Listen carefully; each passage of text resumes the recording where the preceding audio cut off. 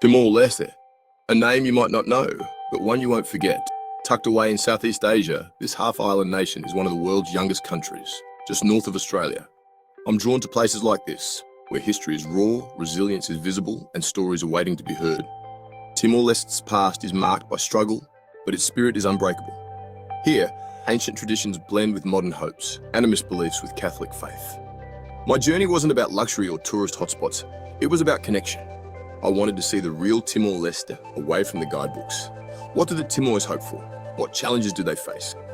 The country's beauty is in its authenticity, rugged mountains, untouched coastlines, and a culture that runs deep. There's no mass tourism here, just genuine encounters. The roads are rough, the infrastructure basic, but the rewards are immense. You'll find some of the world's most biodiverse coral reefs, hike untouched mountains, and meet people whose warmth lingers long after you leave. This journey is about peeling back layers, looking beyond headlines and discovering a nation vibrant and proud. We'll explore markets, share meals, and listen to stories. We'll travel to remote corners where tradition is daily life. This is Timor-Leste, not just a destination, but a living, breathing community. It's a place that challenges, inspires, and changes you. Welcome to the adventure. Why a $500 budget? It's not a limitation, it's a key. With a tight budget, you travel differently. You engage, adapt, and rely on local knowledge. My $500 had to cover everything: accommodation, food, transport, and activities. That meant living, eating, and moving like a local. No rental cars, just the colourful, crowded microlets, the heartbeat of Timor's transport. No fancy restaurants, just warungs and roadside stalls where food is cheap and authentic. Accommodation, simple guest houses or homestays. The budget forced me to be resourceful and open to the unexpected. It was a deliberate choice to experience Timor-Leste on its own terms. Planning on a shoestring means saying yes to surprises and being patient. A journey that might take an hour by car could take half a day on public transport, but that's where the stories happen. The budget wasn't just financial, it was philosophical. It meant my money went to local families and small businesses, not big corporations. It made me vulnerable in the best way, asking for directions, negotiating with a smile, trusting strangers. And in Timor-Leste, that trust is always rewarded. This journey wasn't about ticking off sites, it was about the spaces in between. The $500 challenge wasn't about proving a point. It was about discovering the true value of travel, human connection. Dili, the capital, is where most visitors start. But I wanted to find its true heartbeat. So I left the waterfront and wandered into the back streets straight to Thai market. This isn't a tourist market. It's where Dili shops, haggles and connects. The air is thick with spices, roasting coffee, and the energy of daily life. I watched women weaving Thai textiles, men sharpening knives, and bought coffee beans roasted over charcoal. Language barriers melted away with smiles and gestures. Later, I explored Bero Pite, a maze of small houses, dirt roads, and children playing football. Chickens and pigs roamed freely. This is the Dili most tourists never see. I was invited onto a family's porch, offered water and fruit, and listened to their hopes for the future. These moments, sharing stories, laughter, and daily routines, define a place more than any monument. In these hidden corners, I found a city that's resilient, warm, and full of life. Dili is still healing, but its sense of community is powerful. To understand Timor-Leste, you have to walk its back streets and listen to its quiet rhythms. Sit on a porch, share a smile, and you'll find the city's soul. It's not about the sights, it's about the people. The real Dili is found in its everyday moments. That's where the magic happens. That's where you truly connect. A country is its people and their stories.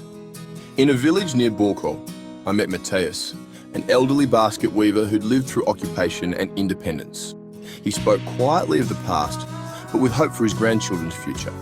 "That school is our future," he said, pointing to a small building at the village edge. His story echoed a generation's resilience and belief in better days. On a microlet ride, I met Juliana, a university student studying to be a teacher. She dreamed of opening a school in her village, teaching not just reading and writing, but also culture. She worried about losing traditions as the country modernized and felt a responsibility to preserve them. Juliana's story was one of hope and determination, the new Timor-Leste. We shared stories, laughter, and when she left, she invited me to visit her family.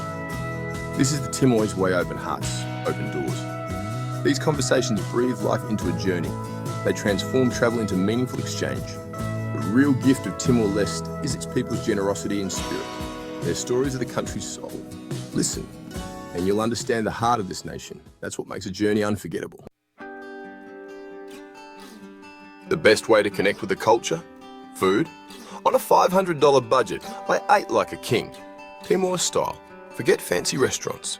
The real magic is at roadside stalls and markets. Breakfast, fresh bread and strong, sweet Timor-Leste coffee. Less than $1. Lunch and dinner warangs with rice, grilled fish, vegetables and fiery Aymanis chili sauce. A feast for just a few dollars. A feast for just a few dollars. Like Hans Spuko, grilled fish with tamarind and herbs became a favourite. The food tells the story of the land: rice, corn, cassava and sweet potatoes with Southeast Asian and Portuguese flavours. I was invited to a family meal in a village. Tukir, marinated meat cooked in bamboo over fire. We sat on mats, ate with our hands and shared smiles. Food here is about community and hospitality. Even with little, families share everything. Eating on a shoestring wasn't a sacrifice, it was a privilege. Food breaks barriers and brings people together. These meals are memories I'll never forget. Timor-Leste's greatest treasure is its untouched nature. To experience it, I journeyed east to Jaco Island, a sacred, uninhabited paradise. The trip was an adventure, hours on a microlette, winding through mountains and coffee plantations. I hired a fishing boat from Tuchuala, and as we approached Jaco, I was speechless. White sand, crystal water, dense forest. No one else in sight. I spent the day swimming and snorkeling vibrant coral reefs, surrounded by life. This is nature at its purest. Inland, the mountains near Mobis offer hidden waterfalls and cool, fresh air. I hiked through coffee groves, following paths with no signs, just the sounds of birds and distant villages. I found a waterfall, alone in the wild. These places aren't easy to reach, no visitor centres, no crowds. That's what makes them special. Here, discovery is real. Timor-Leste's wild beauty is a reminder of what's precious and what we risk losing. It's a testament to the country's commitment to preservation. In a crowded world, places like this are rare. They're worth every effort to protect, and they're unforgettable to experience. As my journey ended and my budget ran low, I realised my richest souvenirs weren't things, they were stories. The resilience of Mateus, the dreams of Juliana, the generosity of families who welcomed me. These are what I'll carry forever. Timor-Leste taught me that true wealth is found in connection, not possessions. The people who have the least often give the most. Hospitality here is a way of life, not a luxury. Travelling on a budget isn't deprivation, it's a different kind of richness. Strip away commercial tourism and you find authenticity and understanding. Timor-Leste gets under your skin and into your heart. It challenges, surprises and leaves you grateful. Seek out the world's hidden corners. Choose connection over comfort. Listen to people's stories. You'll find the world is kinder than you think. My journey was more than a trip. It was an education. If you're inspired, join our community of curious travelers. Let's keep exploring, learning and connecting together.